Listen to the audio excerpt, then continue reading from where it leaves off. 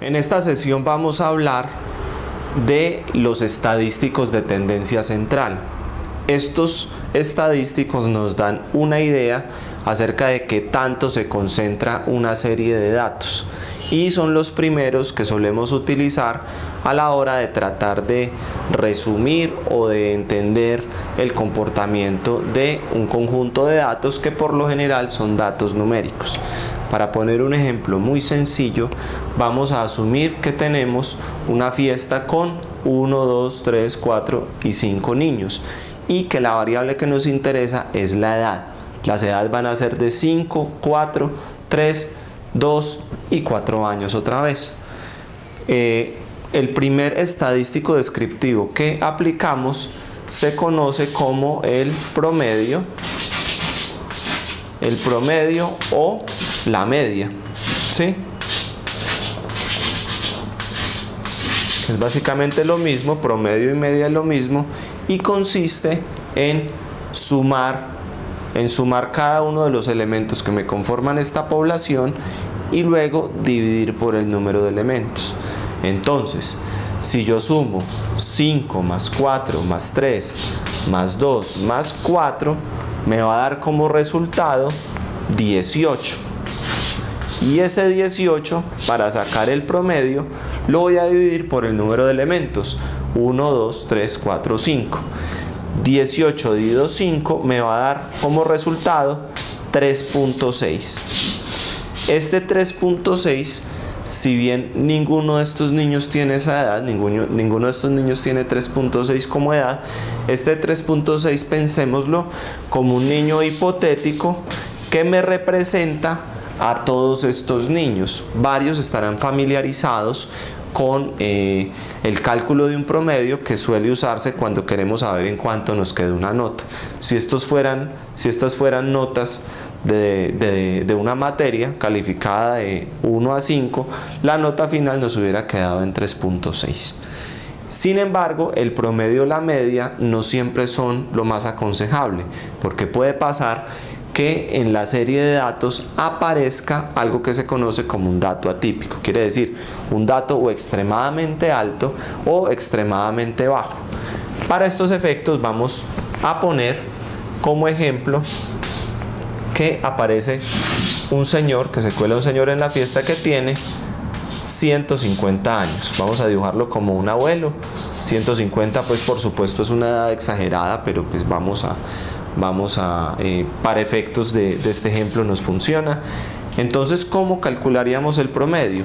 Otra vez, 5 más 4 más 3 más 2 más 4 más 150 nos daría como resultado 168. Y 168 ya no dividido 5, sino dividido 6, que es el número de elementos que tenemos aquí con la entrada de este abuelo de 150 años.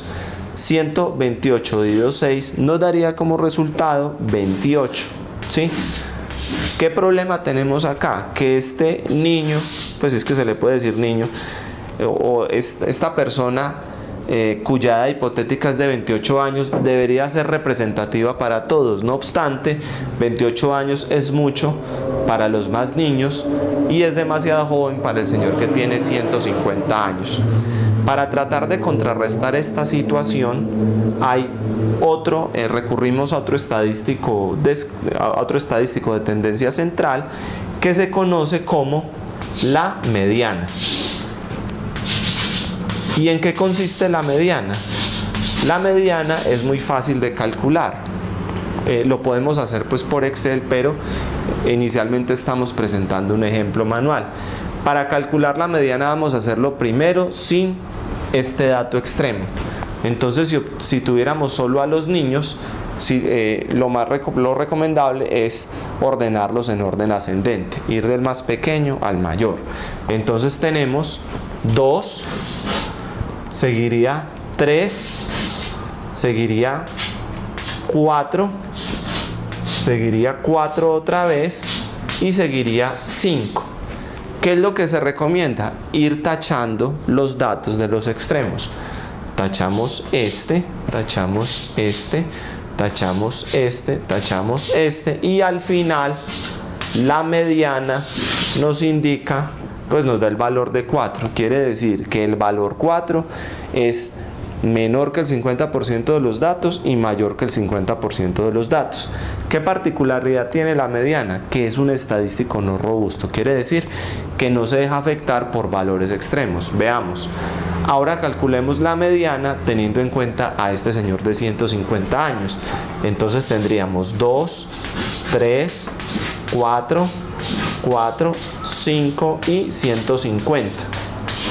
Entonces tachamos este número de acá, este de arriba, vamos tachando los números de las puntas y al final nos quedamos con 2 4s en la mitad.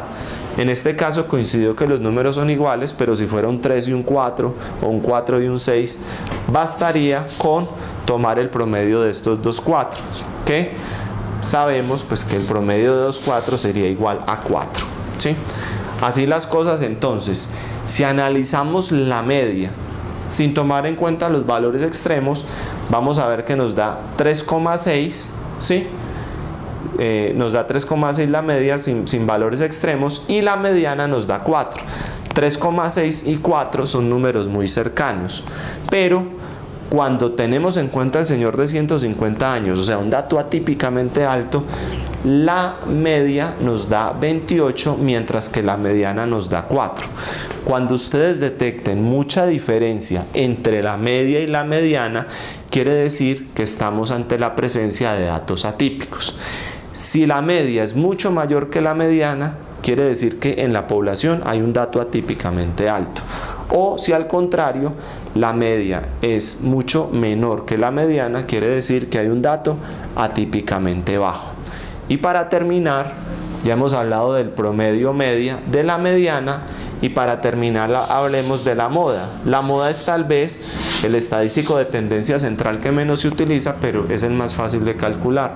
Y yo con la moda, como cuando algo está de moda, analizo cuál es el dato que presenta la mayor frecuencia, o sea, cuál es el dato que más se repite aquí, que quien esté viendo este video, este ejemplo, sabrá con facilidad que el dato más repetido es 4, porque hay dos niños con 4 años y el resto de las edades, en el resto de las edades solo aparece 1 año, entonces la moda sería 4, simplemente es el dato que más se repite.